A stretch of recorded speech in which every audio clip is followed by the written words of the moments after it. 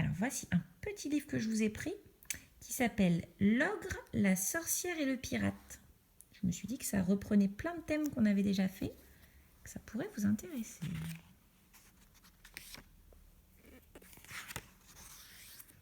Par un temps de chien qui pisse, le petit navire a coulé dans la mer. Ohé, ohé. Il a coulé. C'est écrit SOS, ça veut dire sauvez-nous. Un radeau vogue sur la mer d'encre, il porte les 3 seuls rescapés du naufrage. 1, 2 et 3. Et le bateau qui coule. Il y a le pire des pirates, double port. C'est lui, avec son air féroce, son perroquet féroce, son crochet, sa jambe de bois. Il a même un bandeau sur son œil, t'as vu ça?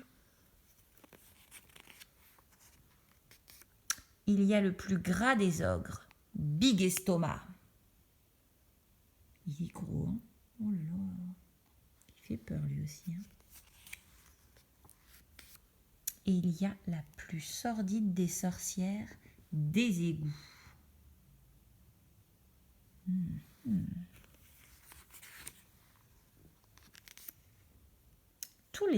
Tous les 3 ont sauvé le coffre du navire.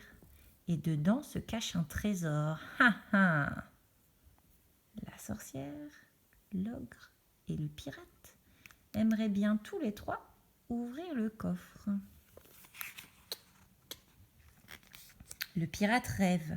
Avec ce trésor, je m'achèterai une dent en or, un chapeau à tête de mort et un sabre qui jamais ne se tord. Et quick! Une dent en or, un chapeau à tête de mort et un sabre qui jamais ne se tord. L'ogre pense. Avec ce coffre qu'on a pris, je ferai venir chez moi une montagne de sucreries et un dentiste pour mes caries. Aïe, aïe, aïe. Lui voudrait manger plein de bonbons. Il va être gros. La sorcière imagine. Avec tous ces diamants, je remplirai ma marmite. De crapauds gluants, de serpents et d'enfants. Miam miam. Ils ont tous les 3 des idées de quoi faire avec le coffre. Un seul trésor pour 3, c'est trop peu. Celui qui dira l'histoire la plus terrible gagnera le trésor. Ils vont dire chacun une histoire.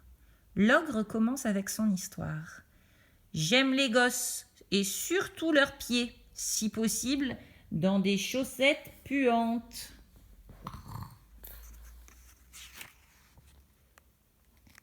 Les pieds qui sentent, ça fait fuir les parents. Comme ça, je suis tranquille pour attraper et manger encore plus de garnements.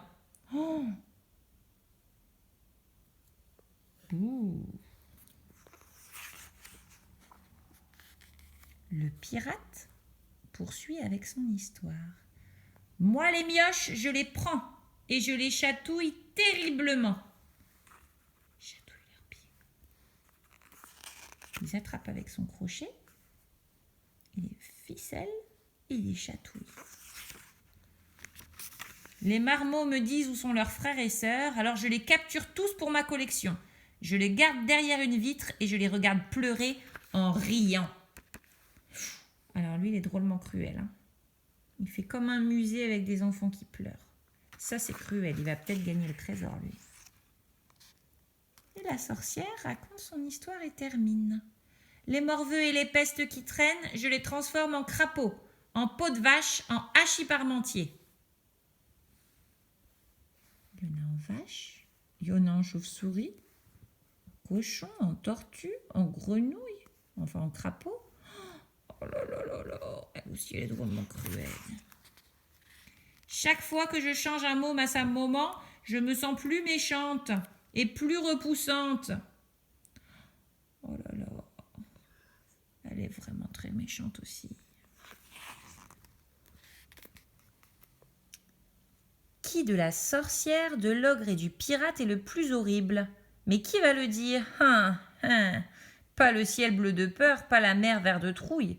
Alors quoi ou qui va décider ça? Oui, qui? Hop! Le couvercle du coffre s'ouvre tout d'un coup et surgit un gamin nu comme un asticot. De surprise, les trois horribles tombent à l'eau. Glou, glou! Plouf! L'ogre. Plouf la sorcière. Plouf le pirate. Et il est tout content. Il était caché dans le coffre. Et qui reste sur le radeau? Qui? Un trésor d'enfant. À croquer vraiment. Voilà. Et la prochaine fois, si vous êtes gentil, je vous raconterai une autre histoire. Parce qu'en fait, ce petit garçon est dans son bain et il joue avec une poupée sorcière, une poupée pirate et une poupée ogre. Il avait un bateau qu'il avait fait couler, un petit coffre. Il avait joué dans son bain et il s'était inventé toute cette histoire qui faisait peur. Et c'est terminé.